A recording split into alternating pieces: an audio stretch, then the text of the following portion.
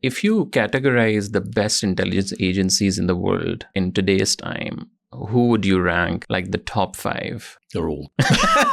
That's a very diplomatic answer, but because normally people say like Mossad, then obviously MI5 MI6 and CIA, and some people say ISI is also, especially, if you see their counterterrorism work and after 9/11, what really happened. And what's the perception of them, do you think, in the intelligence community? I can't speak for now because obviously I'm not engaged, but respect, absolutely. And with India as well. I remember we had a known terrorist over here who was operating quite merrily, and we had telephone intercept. We have a rather ridiculous idea over here that you can't use intelligence intercept as evidence, which I've always thought bizarre, quite frankly. Anyway, we had the intelligence out of a telephone intercept, couldn't use it. What we were able to do was to use it to deport him. Had a word with the Indian government. They said, yes, we can accept that. He was Indian. Yes. And the upshot was that he went to the immigration court, and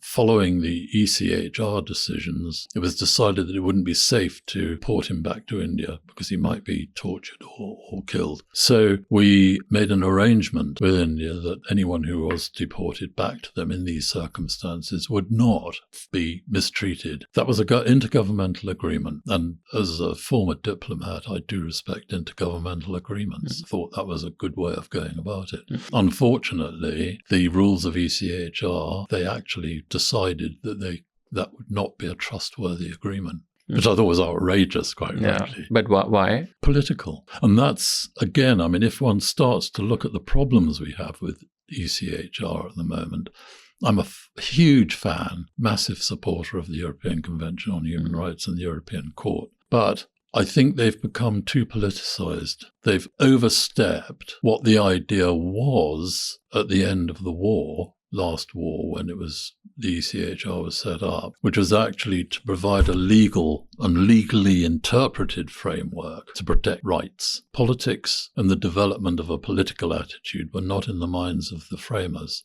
And I think this is the problem we've got into at the moment. And I think that we need to look into the sort of extension of the court into political matters.